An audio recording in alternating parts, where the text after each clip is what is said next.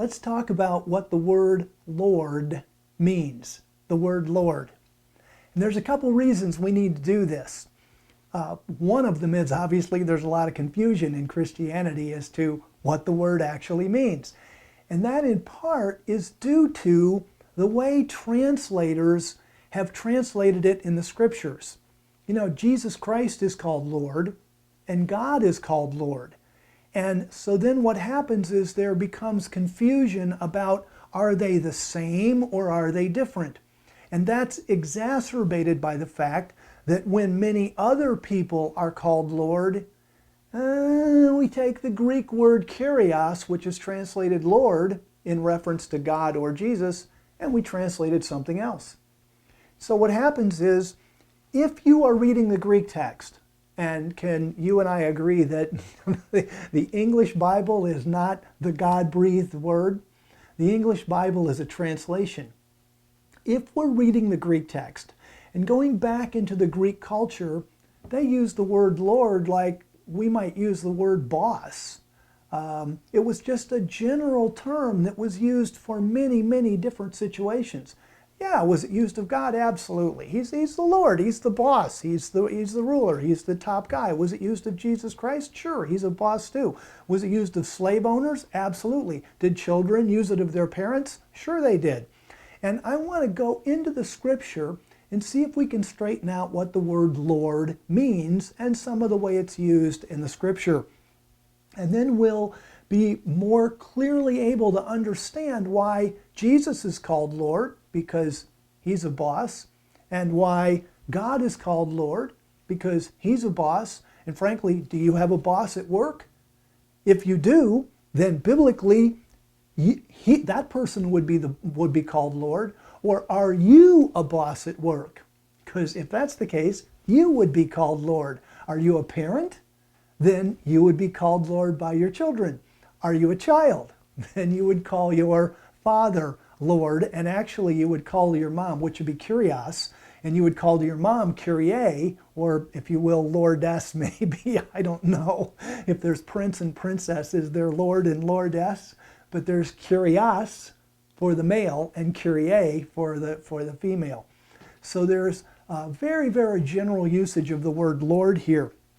The primary meaning, if you go to the lexicons, go to your Greek lexicons there, or Bauer, Gingrich, some of the lexicons, and you look up the word Lord, the primary meaning relates to the possession of power or authority. It has various senses: strong, authoritative, valid, ruling, from that maybe the principal thing or the essential thing, and thus obviously it shakes out into human relationships as Lord or Master. So let's go into the scripture and look at some of the different ways it's used. It's the word Kurios, Lord, is, and by the way, Kurios is Greek. So the Greek word Kurios is used of someone who owns something. An owner is a lord. In Matthew chapter 20, verse 8, it says, "When evening came, the owner of the vineyard said to his foreman, 'Call the workers and pay them their wages.'" Now, did you hear the word Lord in there? I didn't either, but it's there. And this is part of the problem. Part of the reason there's confusion in Christendom as what does the word Lord even mean is because when it's translated in the English version, the exact same word, Lord, is translated different ways. Here in Matthew chapter 20, when evening came, the owner of the vineyard, that's the word Kurios. He's the Lord of the vineyard. And so he's the Lord. Why is he the Lord? Because he's the owner. He's the boss. He's the one with authority. The owner of a slave was called the Lord. So John 13:16, New American Standard Version, "Truly, truly, I say to you, a slave is not greater than his master." Okay, again, do you see the word Lord in there? I don't either. We translate Kurios, owner, we translate it master, and then when it comes to God or Jesus, we translate it Lord, and by the time we're through reading the Bible in English, we say, no, the only Lord is God and Jesus. so they must be the same. No, no, no. We have to do a better job in translating and in understanding the first century culture. Here, John 13:16, truly, truly, I say to you, a slave is not greater than his Kurios, his Lord. So a slave owner was called a Lord. By the way, servants or slaves called the ones they served Lord. So in Matthew 13, verse 27, the owner's servants came to him and said, Sir, didn't you sow good seed in your field? Sir? Sir? It's the Greek word Lord. But you see, we're going to give deference to God and Jesus, and we're not going to translate this as Lord. The word Lord was just a simple, respectful address. The owner's servants came to him and said, Kurios, Lord, didn't you sow good seed in your field? So it was a respectful form of address. It was used of any person in authority. Like here is a verse, Matthew 27:63, where the religious leaders came to Pontius Pilate. Listen to the way it's translated. Sir, these leaders said, we remember. It's the Greek word Lord. Now, the translators don't want the religious leaders calling Pontius Pilate Lord for theological reasons. But they did. It's the Greek word Kurios. So it was just a recognition that Pontius Pilate was an official with authority. That's all it was. Lord, they said, we remember that while Jesus was still alive, he said, after 3 days I'll rise again, so seal up the tomb. And of course, Pontius Pilate did.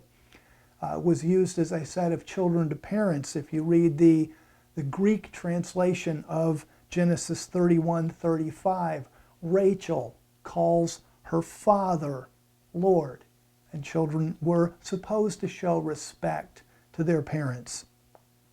Then it's just a plain old respectful address. It's kind of like the way you or I use sir. Like if I'm driving down the road and I'm lost and I see somebody walking down the street, I roll down my window, I say, excuse me, sir, can you help me out here? Now, in British English, he'd have to be knighted or something to be called sir. But here's John 12:20. Now there were some Greeks among those who went up to the feast. They came to Philip, who was from Bethsaida, with a request. Sir, they said, we'd like to see Jesus. It's translated sir in your English Bible, but it's the Greek word Lord. So these Greeks called Philip Lord. Why? Because that's part of the semantic range of the word Lord. That's part of how the word was used. Same thing with the woman at the well. Remember the Samaritan woman at the well in John 4, and she met Jesus? She didn't know he was the Messiah yet. She was just being nice to him. And she said, Sir, you have nothing to get water with and the well is deep. It's the Greek word Lord. She just used it as a respectful form of address.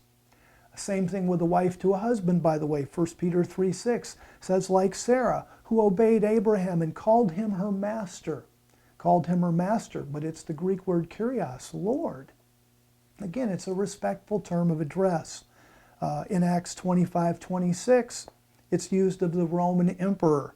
And again, interestingly enough, the NIV I'm looking at here says, it translates it, His Majesty. It's the Greek word Kurios, it's Lord. And of course, in Acts chapter 10, verse 4, angels are called Lord. You remember when the angel appeared to Cornelius, and Cornelius, it says, stared at this angel in fear. What is it, Lord? He asked. He just recognized the authority that the angel had.